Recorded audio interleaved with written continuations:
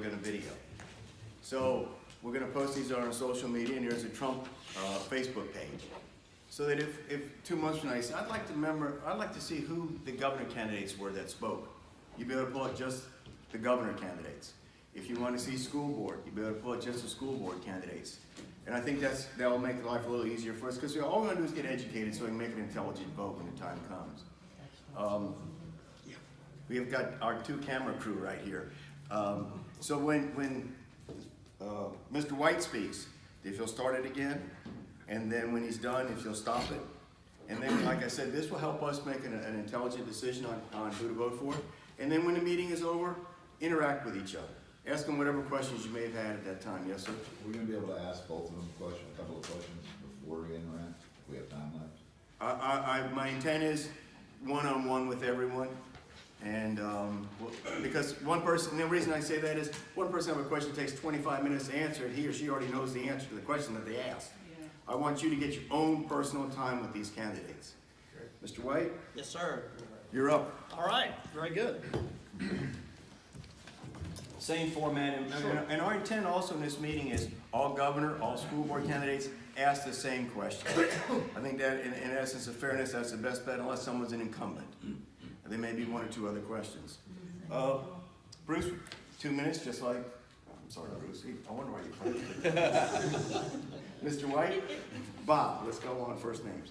Bob, if you'd like, give us 2 minutes about yourself, and we'll go into the questions. Well, I'll be happy to. Thank you very much for having me to begin with. I will tell you that I recently had the very distinct honor of having been invited out onto the tarmac down at Palm Beach International Airport when the president was flying back in for the holidays. I got to stand out on the tarmac with about 200 other people and shake his hand and congratulate him and thank him for just an outstanding first year. There's no question but that what he has accomplished in less than 12 months, really, at that moment in time, is nothing short of phenomenal. And we're beginning to see the results of that now in terms of the economic turnaround that we're experiencing. So that was a great honor for me, and I'm glad I had the opportunity to do that. I am the outsider running against the political establishment in this race, but I am the outsider with enough experience in Tallahassee to know how to get the job done once I get there. For the last 7 years, I've been the chairman of the Republican Liberty Caucus of Florida. Now, I've never held public office myself, but during that time, in that capacity as the chairman of that organization, I've been going back and forth to Tallahassee. And I've been working every year during the legislative session, as well as the committee weeks leading up to the session, on legislation of vital importance for those of us that are liberty-minded folks. In fact, I brought with me today the legislative agenda. I was just in Tallahassee on Monday and Tuesday of this week, in fact, for our annual, what we call Liberty Days event, where we go to Tallahassee. We take a group of people from around the state. We meet with individual members of the legislature, staff members for the various Senate committees and House committees, members of the governor's staff. So for the last 7 years, I've been working on these different pieces of legislation. But here's the one thing that I have learned, okay, in that 7 years of experience in Tallahassee, Florida. It's this: you, me, all of us, the people of Florida, we are losing our voice. In fact, we have significantly lost our voice in the process in Tallahassee. It is literally being drowned out by millions and millions of dollars in dark money, special interest contributions that are flowing through political committees that are being operated by incumbent office holders as well as candidates for office. This is how they hide where the money comes from in the first place, and it's how they get around the caps on contributions to their campaign accounts. Because the law says that you can have a campaign account and accept no more than $3,000 from any individual or corporation. But the law also allows a candidate to take one step to the right, start a political committee with an entirely separate bank account, and then take in millions of dollars in special interest contributions. And the political committees can give money back and forth to each other. And therein lies how they are able to hide where the money is originally coming from. That's why you've lost your voice. There's a political class in Tallahassee of politicians, bureaucrats, lobbyists, and the special interests that the lobbyists represent. And they're just up there as a big club doing each other's business, taking care of each other's needs. And the people of Florida are being left out, and our needs, our wants, our wishes, our desires are not being met, are not being served. So we've got to change that, and campaign finance reform is how we do that. That's one of the bills that we've been working on now. It's been a priority of ours for a number of years. My own website, where my entire platform is, I'll give you that right now, it's bob4florida.com. My entire platform is there. But I'll give you another website as well, because this is a vitally important issue, because if we can't solve the money problem in Tallahassee, if we can't get rid of that corruption and drain that part of the swamp in Tallahassee, then we'll never get our voice back. So here's another website, comecleanflorida.org. That's a coalition that I started, of organizations that I started 4 years ago to begin to address this problem, because I could see exactly how big a problem that it was. So comecleanflorida.org. When you go there, you'll see some media, some columns that were written by the media, and that's all great, but virtually everything else that you see on that particular website was written by me personally. So that's my 2 minutes. I guess now I get to answer the questions. Yes, sir, thank you. Bob, what are your top 3 goals as governor? Well, the Florida budget is going to be somewhere between $82.5 billion this year and $87 billion. The state, the House and the Senate are working on their 2 respective budgets right now. Of that money, 60-something% of that, around 67% of that gets spent in just 2 areas, one of them being education and the other one being healthcare. And by healthcare, of course, we mean Medicaid. So 2 of these top priorities have got to be education and got to be Medicaid. Now, on education, everybody says, well, we're going to get rid of Common Core, but I'll actually do it. I know how to do it because of the experience that I've had up there. I know how it originated, and we have got to get rid of it. It's a top-down federal program that was forced on the states. Actually, there was a carrot that was held out back when the states were suffering. They were going through their revenue shortfalls from the recession, and the federal government, through the race to the top money of the Obama administration, said, here's $490 million, Florida. Other states, more or less, the same amounts of money. But you have to agree to accept a national curriculum that we're in the process of developing. They didn't even have it developed yet. And the state bought on that, hook, line, and sinker for that money that was being held out. So, and actually, Common Core, it's more than just a federal national program curriculum. UNESCO, the United Nations, is behind this as well. They're actually trying to make this an international curriculum. We don't need that. We've got to have Florida control over Florida schools. I believe that we can do more with less. In education, we've got to get back to teaching reading by phonics. We've got kids in our high schools that still can't read. That's shameful. We've got to go back to teaching reading by phonics in the primary grades. We've got to get back to teaching math, arithmetic, addition, subtraction, multiplication, division, drill, baby, drill, to borrow a phrase from Sarah Palin. So, and I'll have a chance to talk about healthcare in just a minute since my time is up. But go ahead. Bob, list 3 things you cut from the governor's budget, please. Okay, I'll be happy to. Across the board, we need to cut money. Let me just share something with you. I mentioned that I'm the chairman of the Republican Liberty Caucus of Florida. We have what's called the Liberty Compact, and this is something that we require any candidate running for any office that would like to have our endorsement has to sign the Liberty Compact. I've signed it. I'm endorsed by the Republican Liberty Caucus. Let me just read this to you. I pledge to the citizens of the state and to the American people that as their elected representative, I will work to restore liberty, not restrict it, shrink government, not expand it, reduce taxes, not raise them, abolish programs, not create them, promote the freedom and independence of citizens, not the interference of government in their lives, and observe the limited, enumerated powers of our Constitution, not ignore them. So, that's what I'm committed to do as governor of the state of Florida. We will cut programs across the board. We can do more with less. That's what this is supposed to be all about, is doing more with less. So it's not just any one program. We're going to reduce money spent across the board. I'll tell you right now, there's one huge thing that's about to happen.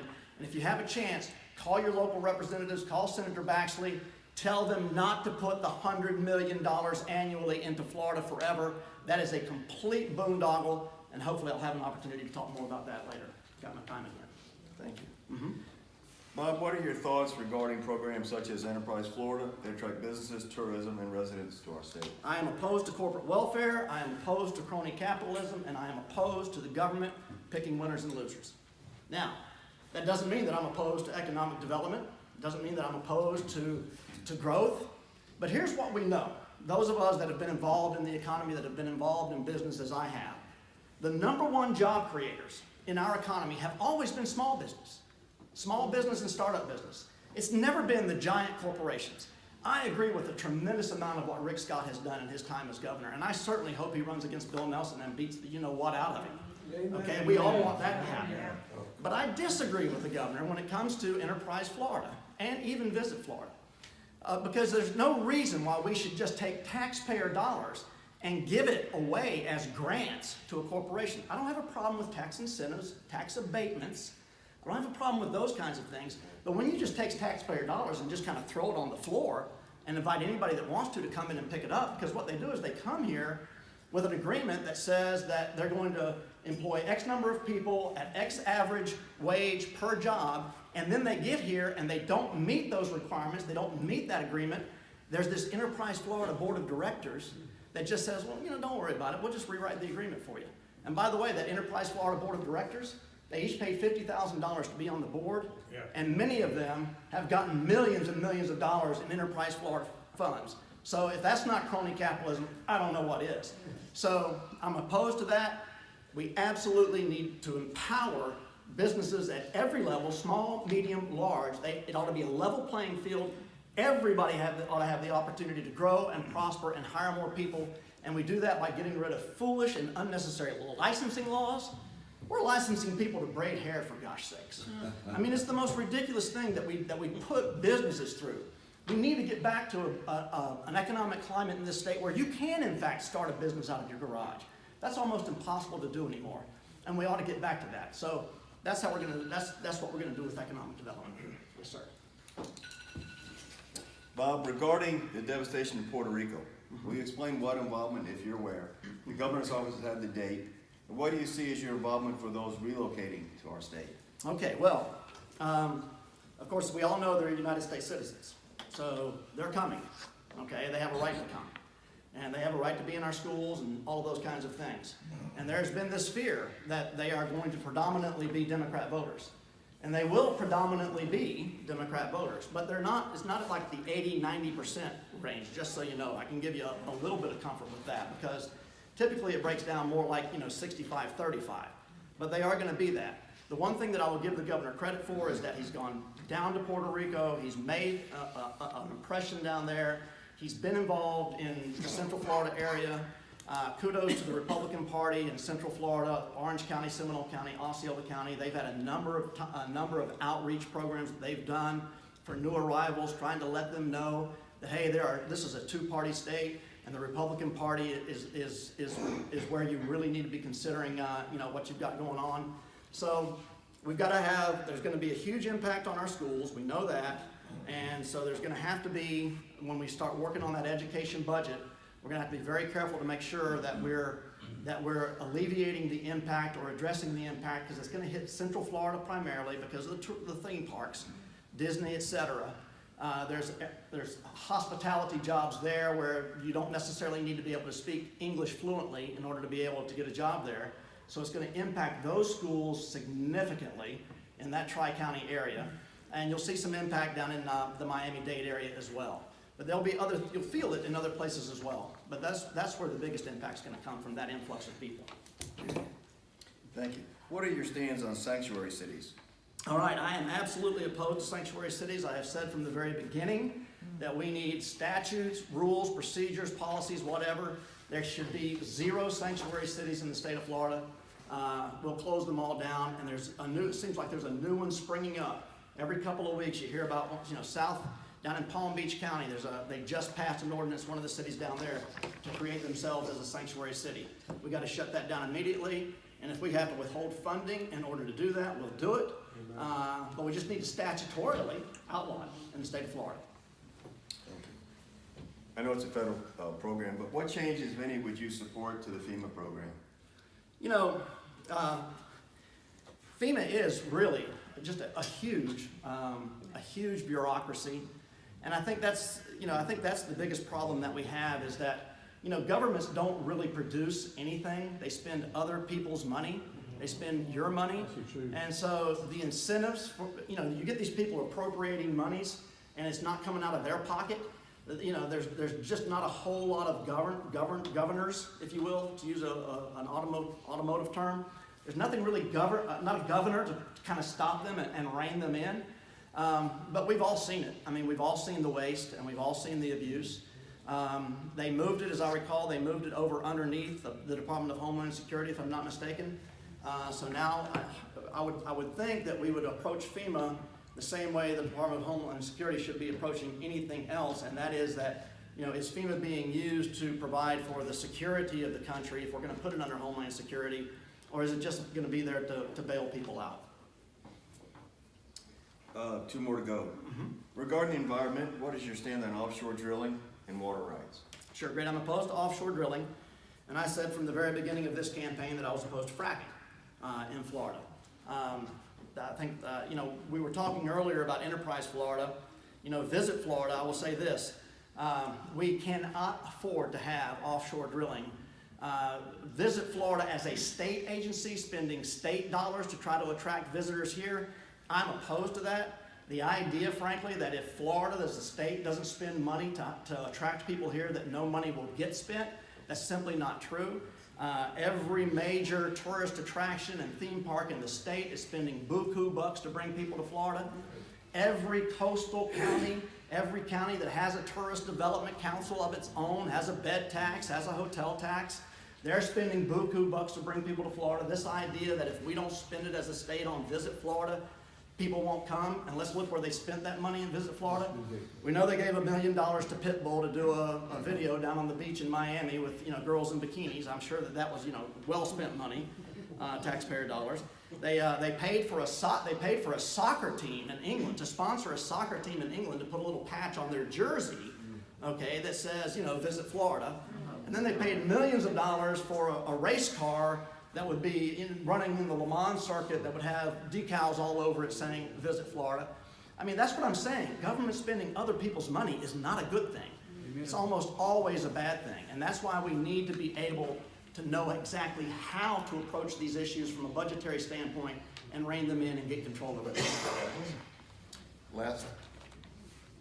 Bob, being that this is a Trump Club of Marion County, what policies or programs of President Trump's do you support? Well, I already mentioned that I got the chance to thank him out on the tarmac for his great first year. And it has been an outstanding first year. And I think that without a doubt, this tax overhaul that we just experienced, and that he was able to get forced through the through the Congress. And let me tell you something, if it hadn't been Donald Trump as your president, you wouldn't have tax reform right now. Even if it had been one of the other Republicans, you wouldn't have tax reform right now, okay? Because he knows what we need to do to drain the swamp in Washington, D.C. and to stimulate the economy nationally and around the globe, as a matter of fact. You know, we've seen this debt, this monstrous debt that's been racked up by the federal government. We're up to over, I think, $20 trillion now in debt. The surest, quickest way to alleviate that problem is to get our GDP up to not just the 3% range where it's at right now, get it up to 4%, and we're probably going to be able to get some 4% GDP in this coming year. But folks, let me tell you something. If we get the trillions and trillions of dollars in offshore monies that corporations have been parking over there in other countries, you get that money pouring back in here, and it's already starting to happen, you could see 5% GDP. If we get to 5% GDP, you're going to begin to see revenues from growth, not from increases in taxes, but just revenues from more jobs and more growth. And it's gonna be Katie bar the door. We're gonna be able to pay down that debt, but it's all about the American economy, our free enterprise capitalism-based economy.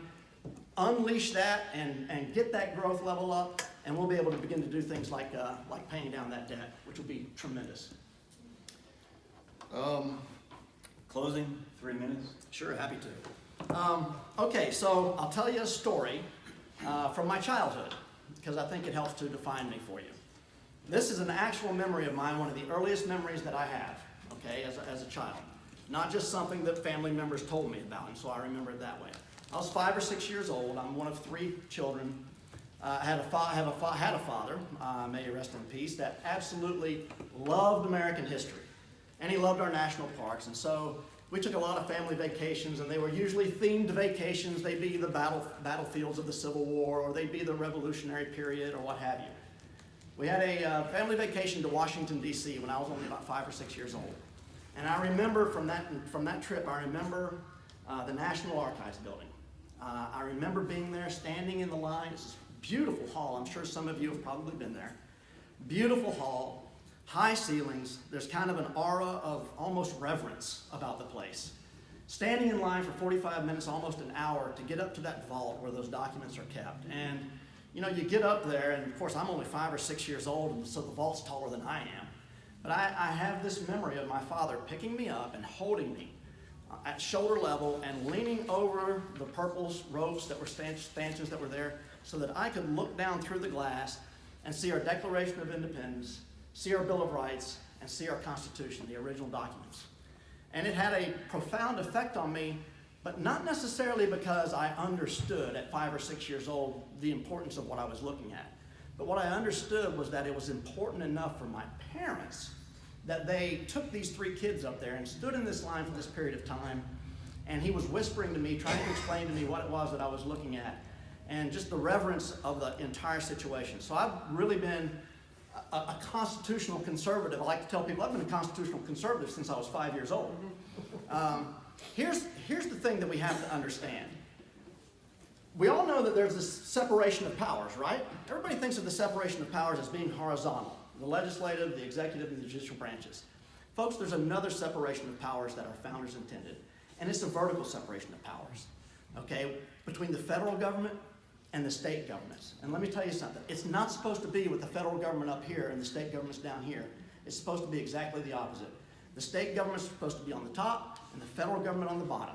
And the state governments are supposed to be dictating to the federal government the terms of their existence. That's what the enumerated powers are in the Constitution for in the first place. That federal government in Washington, D.C., they have shed the chains that Thomas Jefferson talked about when he talked about binding them down by the chains of the Constitution. They are running wild.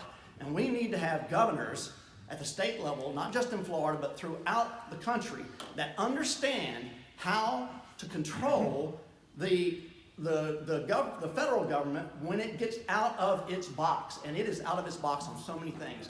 I recently was able to have Tom Woods, who wrote the book Nullification, as my Constitution Day dinner speaker in Melbourne, where I'm from. If you've not read the book Nullification, you should. I highly recommend it. It's one of my favorite books. He was the author of that book, and maybe we'll get a chance to talk about nullification a little later.